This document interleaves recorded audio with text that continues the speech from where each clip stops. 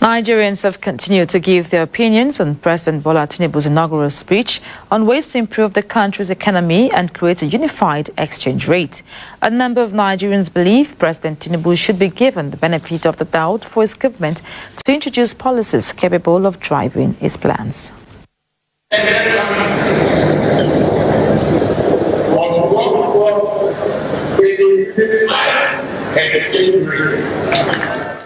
That was President Tinubu's remark on May 29, 2023, during his inaugural speech at the Eagle Square that set the tone for the ongoing debate on the new president's plan for Nigeria's economy, job creation, and the unification of the exchange rate.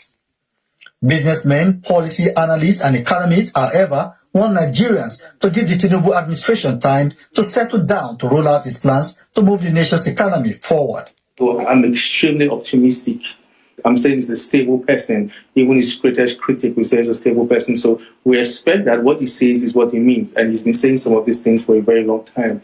So we should welcome such moves if it's well done to actually unify the multiple exchange rate regime that currently we are tackling. Then on the issue of unemployment or employment, we live to see what he's going to do actually to put down the mechanism. Business person, as an investor and a capitalist, of course I do receive it, and I believe that because we've been trained to be optimistic in all aspects. So like I said, personally, based on my review, I feel that he will deliver, and I receive it full-hearted, and I look forward to the best of the new President Tinubu. And I believe that every promise he said, he will keep to it. My belief now.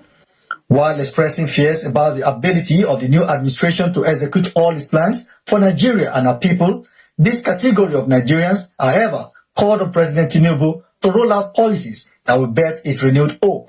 If there is any body language that will give a GDP rise, rather you have to come in, look at the policies and develop frameworks. In fact, if I may judge them by body language, I will even say that we are even actually seeing a much uncoordinated regime, in the sense that the pronouncement you had the other couple of days ago during the inauguration on the issue of the subsidy removal, you saw what is going on and the hardship it will create for Nigerians. International Monetary Fund says Nigeria's GDP moved 2 points up in the ranking of the country's GDP.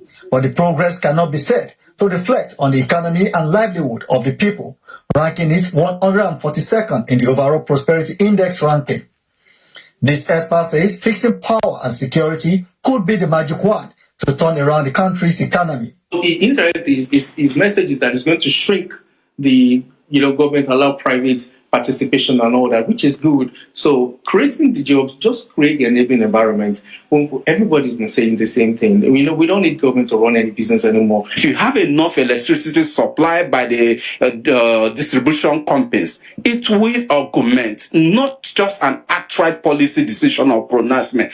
Put up the framework. From the oil subsidy, you put up framework. From the power supply, you put up a framework. From that very economic policy that has to, revive our production capacity. Because you can't be talking about unification of currency when you continue to see we have underproduction of crude oil. You made mention of unifying the exchange rate.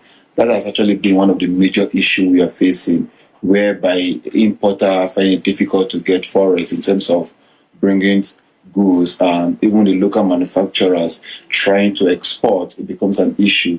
So if we're going to probably work towards unifying the exchange rate, then we're going to lead to more resources for the economy. Experts also say that the removal of subsidies on fuel by the Tinubu administration is not the best way to start a government that promised renewed hope.